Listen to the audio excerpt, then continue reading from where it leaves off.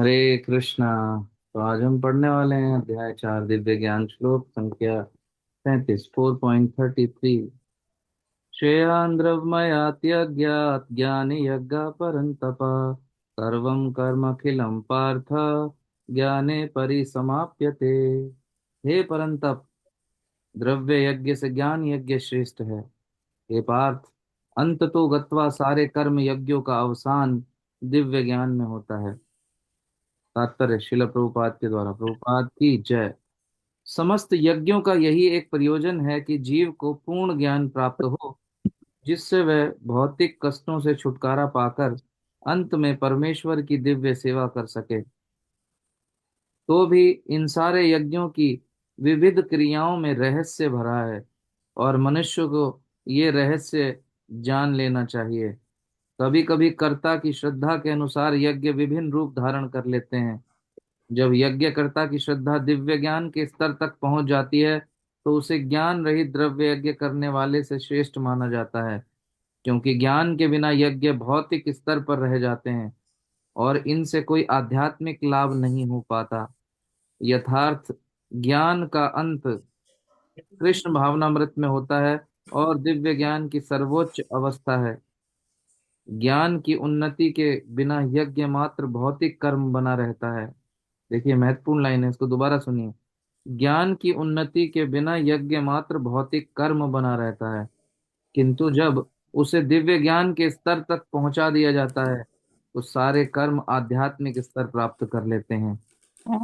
चेतना भेद के अनुसार ऐसे यज्ञ कर्म कभी कभी कर्म कांड कहलाते हैं और कभी ज्ञान कांड। यज्ञ वही श्रेष्ठ है जिसका अंत ज्ञान में हो। जय श्रील प्रभुपाद।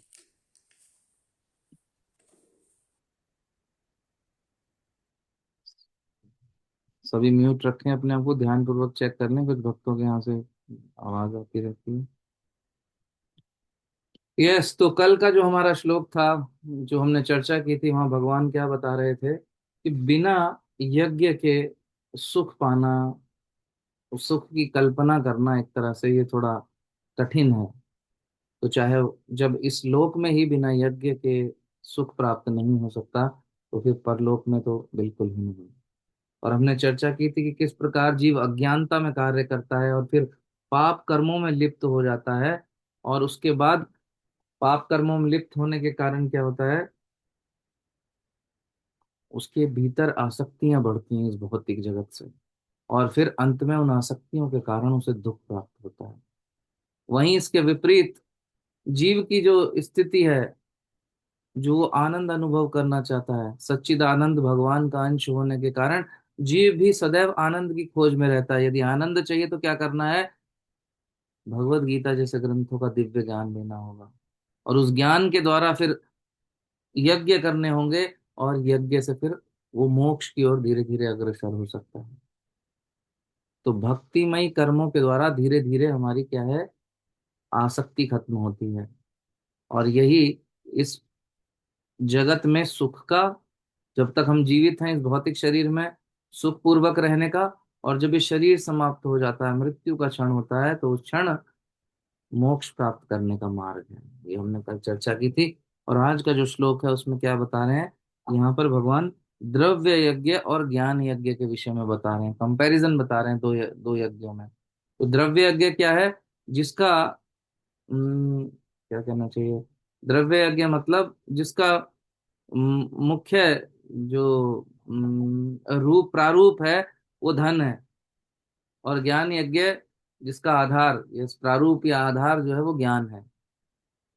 द्रव्य यज्ञ मतलब जो दिखावे के लिए बड़े बड़े धन लगाना, ये करना वो करना, तो अपना पोजीशन का ध्यान रखते हुए बड़े बड़े यज्ञ, धार्मिक कार्य कराना, उनकी बात हो रही है। और ज्ञान यज्ञ वो जो शास्त्र के अनुसार किए जाएं। तो दोनों में समझना बहुत जरूरी है। यदि सही लक्ष्य प्राप्त करना है, तो दोनों का डिफरेंस यदि व्यक्ति को पता होगा, तो फिर वो लक्ष्य को प्राप्त कर सकता है। अन्यथा, जैसा मैंने आप कहा था, लाइन दोबारा बोल रहा हूँ तात्पर्य में, तो क्या है, फिर इस प्रकार के यज्ञ जब किए जाते हैं, चाहे वो कितने भी भव्य स्तर पर हो रहे हो, लेकिन उनका वास्तविक स्तर सिर्फ भौतिक स्तर ही होता है, उनसे आध्यात्मिक लाभ नहीं होता। तो दोनों यज्ञों में कौन सा यज्ञ श्रेष्ठ माना है? क्या बता रहे हैं प्रभुपाद? दोनों यज्ञों में ज्ञान यज्ञ बड़ा है। कैसे? अगर आप द्रव्य यज्ञ को देखें तो द्रव्य यज्ञ में क्या होता है? लोग दान पुण्य करते हैं, बड़े बड़े पंडाल सजेंगे, और आजकल फैशन भी है, स्टेटस सिंबल है, ऐसे बहुत सारे भक्तिमय कार्य करने का दिखावा होगा उसमें। बड़े एक तरफ यज्ञ चल रहा होगा, लोगों को कोई उसमें रुचि नहीं होगी, श्लोकों का उच्चारण हो रहा होगा, कोई उसमें रुचि नहीं, वो सेल्फी ले रहे होंगे, हाँ हाँ ही चल रही होगी। जो पुजारी जी बैठे हैं उन्हें फीस से मतलब है कि अगर इनको टोकूंगा, ज्यादा ज्ञान दूंगा तो पैसा कट सकता है, और उन्हें कोई लेना देना नहीं। उन्हें लगता है कि पुजारी जो है, ब्राह्मण जो है, ये सब तो बस हमने बुलाया है इनको एक तरह से ऑन रेंट, जो हम कहेंगे वो करो। और उसके बाद ये यज्ञ हो भी जाते हैं तो जो दान पुण्य किया जाता है वो बिना सोचे समझे करते हैं। न पात्र देखते हैं लोग, न समय देखते हैं, न परिस्थिति। और शास्त्र क्या कहता है? यदि गलत व्यक्ति को दान दिया जाए तो उसका कर्म फल लेना पड़ता है। आपने देखा होगा कि अक्सर इस्कॉन में डिवोटीज कोई पैसा मांगने आता है, उसको पैसा नहीं देते। ऐसा नहीं कि कंजूस है वो, नहीं, जब पैसे का ट्रांजैक्शन होता है तो ऐसा बहुत जगह बताते हैं, तो क्या है, उसके कर्म फल लेने पड़ेंगे आपको, क्योंकि उस आपके द्वारा दिए गए धन का वो प्रयोग करके आगे क्या करने वाला है आपको नहीं पता। तो यदि वो गलत कार्यों में लगेगा तो उसके कर्म फल जो है आपको लेने पड़ेंगे। तो सही पात्र को दान दिया जा रहा है या नहीं, ये देखना बहुत जरूरी है।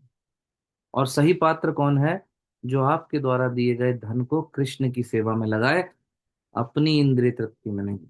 यदि अपनी इंद्रिय तृप्ति में लगा रहा है तो आप फंस गए। पैसा आपका है, मजा वो लेगा, और उसका दंड भी आपको भुगतना पड़ेगा। देखिए, आप बन रहे थे बहुत बड़े दानी, हम पैसा दे रहे हैं, निकाल के देते हैं ना लोग, आपका पैसा भी गया, मजा भी नहीं लिया आपने, वो दूसरे ने लिया, और उसका कर्म फल भी आपको लगेगा। ओके, इसलिए नहीं देते, ये चीज समझना बहुत जरूरी है। ये द्रव्य यज्ञों के नुकसान है। और दूसरा, घरों में आजकल आप देखते हो भी, उसका लाभ भी क्यों नहीं मिलता? घरों में पूजा पाठ होते हैं, कोई अलग अलग कथाएं घर में रखवा लेता है व्यक्ति, तो क्या लोगों को कोई इंटरेस्ट नहीं होता? आसपास से लोगों को बुला लेते हैं, पड़ोसियों को बुला लेते हैं, वो क्या करते हैं? वो बैठे रहेंगे, इधर देखेंगे उधर देखेंगे, आपके घर की व्हाइट वॉश वॉलपेपर देखेंगे, उन्हें कोई इंटरेस्ट नहीं भगवान की कथा में।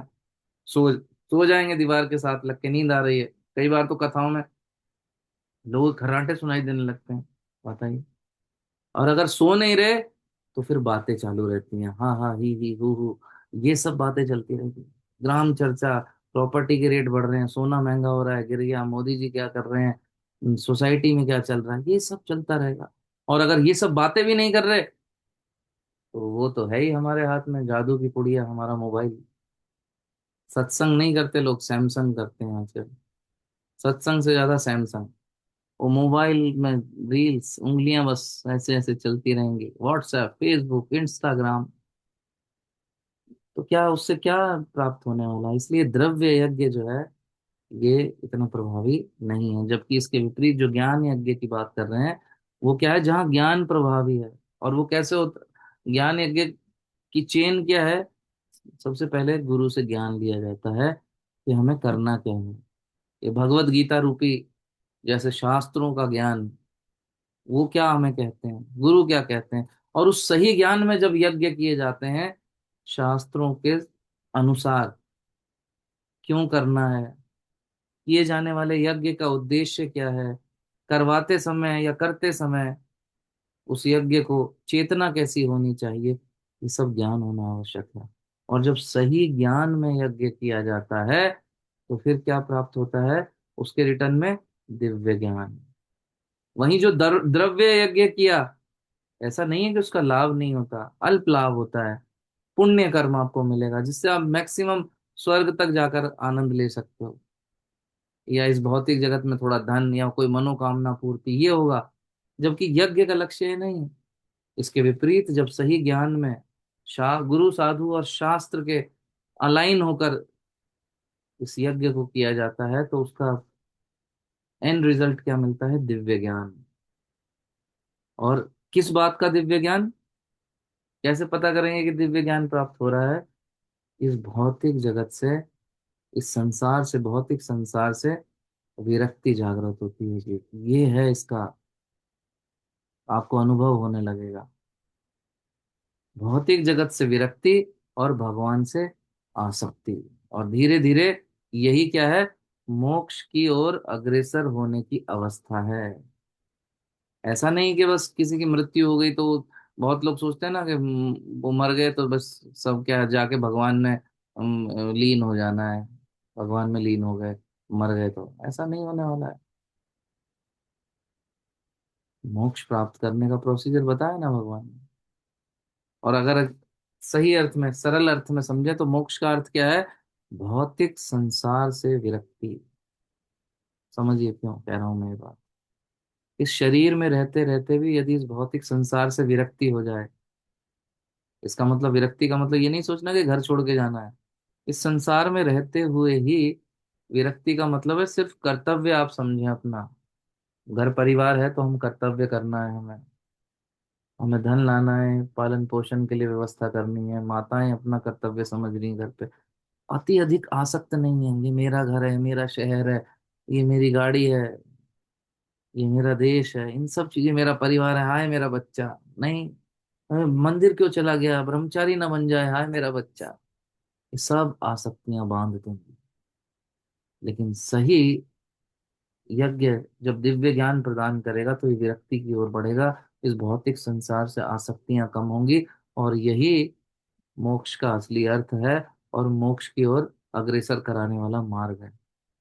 जिसने इस जीवन में ही अभ्यास नहीं किया, इस विरक्ति को जागृत नहीं किया इस भौतिक जगत से, तो क्या होगा? मृत्यु के समय भी उसको विरक्ति आने वाली नहीं है। उसको यही लगेगा, वो यही रोना रोता रहेगा कि हाय मुझे सब छोड़ के जाना पड़ रहा है। जब उसको निमंत्रण दिया जाता कि चलो भाई अब, चलो बाबू तुम्हारा टाइम खत्म हुआ, चलो चलो चलना है, छोड़ो सब, बैग भी पैक करने का टाइम नहीं दिया जा रहा है। वो कह रहा है ये इतना धन जोड़ा है, इतना नाम कमाया है, ये सब मुझे छोड़ के जाना पड़ेगा, हाय हाय हाय मेरा मेरा मेरा। तो वो जो आसक्ति की गांठें हैं, वो उस समय तकलीफ देती हैं, और वो अंत समय में भी इस भौतिक संसार से विरक्ति उत्पन्न न कर पाने के कारण पुनः इस भौतिक जगत में ही आकर गिरता है। पुनरपि जननम पुनरपि मरणम पुनरपि जननी जठरे शयनम, बार बार किसी माँ का गर्भ लेता है।